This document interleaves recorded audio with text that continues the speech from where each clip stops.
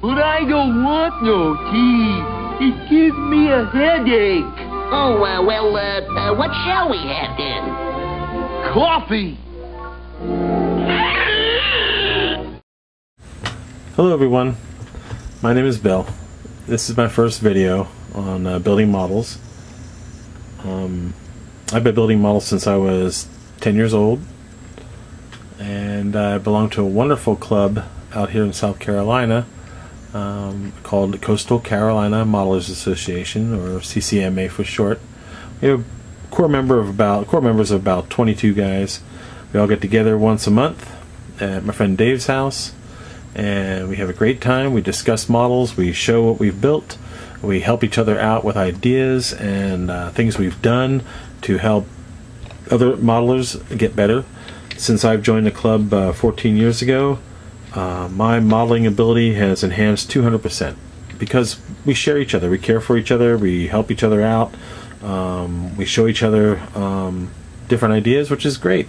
That's what I'm going to do with these videos. I'm going to show people what I do. It may not always be correct, but it's what I do, and maybe it'll help someone else when they're building this model or another model. It'll give them an idea, and that's what my hope is to help keep passing on my ideas and my ideas from my friends that help me to whoever's watching this video, and I hope it works out. But right now what we're going to do is I've recently been working on I got into subs. I usually build tanks.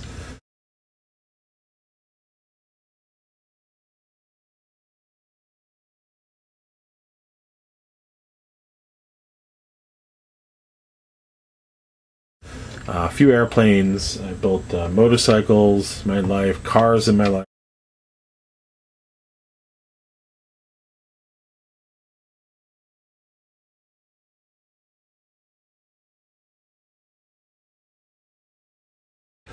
Mainly I build military stuff, mainly tanks. I have recently gotten into doing figures, full-scale figures that are about, busts about 8-10 inches tall. I've built a zombie called the Creeper from Whitworth Studios.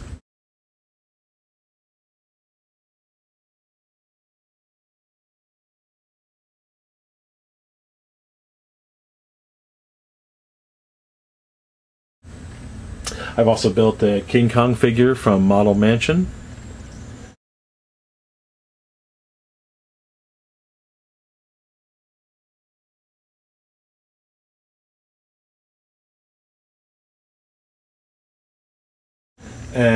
Those are two recent figures I bought and I've done. A friend of mine, Vinny from the club, has got me into that, in which I appreciate it. I use the David Fisher method. If you ever get to see David Fisher's videos on figure painting, watch them, buy it, because it's really well done. Excellent series on how to do it. I was always scared of doing figures, and all of a sudden I watched his method and went, oh my gosh, it's so easy. Anybody can do it. He taught me how to use my airbrush better. I have a Harder & Steen airbrush I bought about a year and a half ago. Awesome airbrush. I'll show that in some other future video. But right now I'm going to be working on this U-boat. I have been working on some, I'll show them to you real quick, some U-boats 1/350th scale. And I've been doing about 8 of them as a project for myself to show scale on how submarines have advanced over the years. Started out with the U-boat right here, the little 7C, then the Gato, and then the I-58, all from World War II. I'm also working on some Russian 1980s Akula and Alpha class submarines, and I got that in a Victorious British submarine, and the Virginia, and a Chinese class submarine. I'm in between different phases on all of them, and I'm really getting tired of them because I hopped on it too fast and furious. So for right now, I'm going to put them aside and work on this U-boat. It's 144 scale, a lot bigger, a lot easier to work on, though. I am going to tell you what I'm adding to it. I got this, a friend of mine, Marion, in the club, Him and I were talking. I don't know why I got into U-boats, but he's very, very smart on U-boats, and he really knows all about them. And he really got me thinking about. He's talking about the Revell 7C, also the 7D, and the Atlantic version, the 7C41 Atlantic. Well, I researched into it, and I found for about $20, $24, I got this on eBay. And then I started researching. I'll show you the bottle box. Let me come back this way. Revell 144 scale, German U-boat, Type 7C. It's a good model. It's basic, but it needs some work. But I thought, well, I found out that the Griffin models makes a photo etch set for it. And here it is. It's a wonderful photo etch set. Now, different companies do different stuff. This is a really nice set. It costs $34 through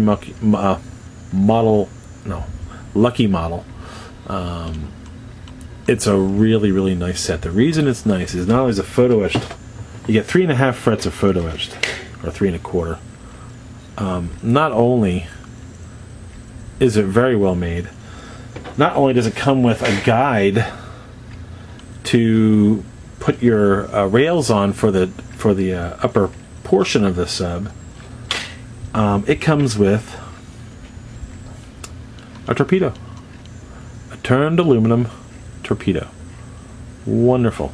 It also comes with a mount for one of your periscopes. It comes with 2 periscopes, turned aluminum. There's this one, there's another one, and it even comes, I'll pick it up my tweezers, comes with metal gun barrel for your gun on the deck, and it comes with another one that's really tiny. Check this out. That's turned aluminum. I don't know if you can see it or not. I don't know. Here, see if we can put it in the tweezers. I don't know if that helps or not. Look at that little tiny barrel. It also comes with decals and some wire and some styrene rod, but I've got tons of that stuff anyway. But that's alright. It's a very nice kit. Like I said, $34 through the Lucky Model. Awesome. I also ended up getting the Revell 144 scale Type 7C 41 Atlantic version. I got that by mistake, thinking the photo set was for that, but it wasn't, so I had to get this one, and it worked out fine. The photo etch set comes with some wonderful instructions. Very well detailed. I think it's better than Edward's instructions. I also found a guy online. I can't think of where I found the site, but I did find a guy online who did some detailed pictures of doing this photo etch set. And he shows it before and after. He did a wonderful job on his. I kept the pictures and I put them on my computer, so I'll use them as reference because this guy did a wonderful job. I'm going to try and use as much photo etch out of this kit as possible. I tend, when I worked with photo etch in the past, I tend to pick and choose what I use. I will try and use it all. That's no promise.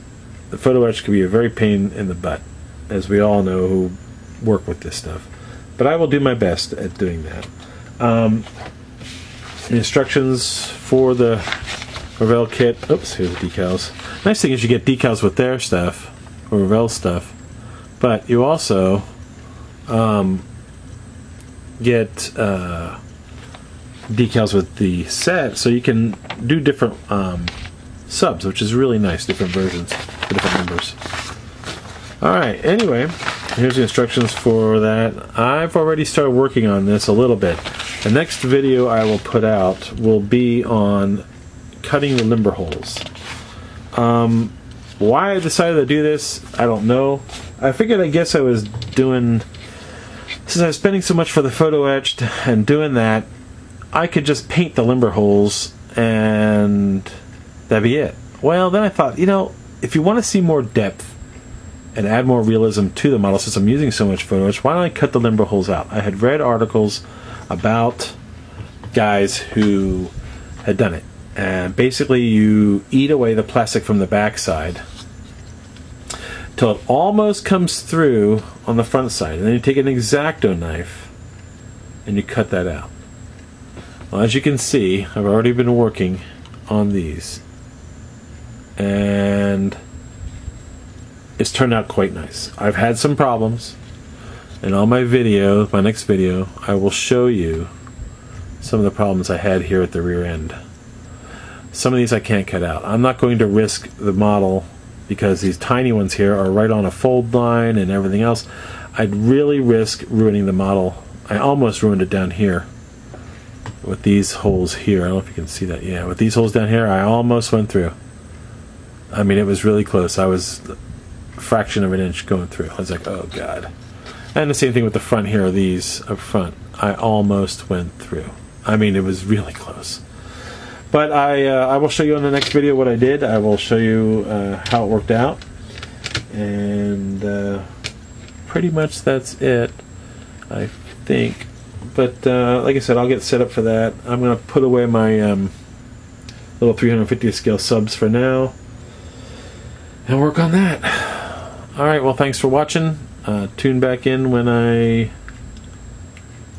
get started on this, and I'll show you how I did the back sides with what tools and how to do it, and you'll enjoy it, I hope. Thank you very much.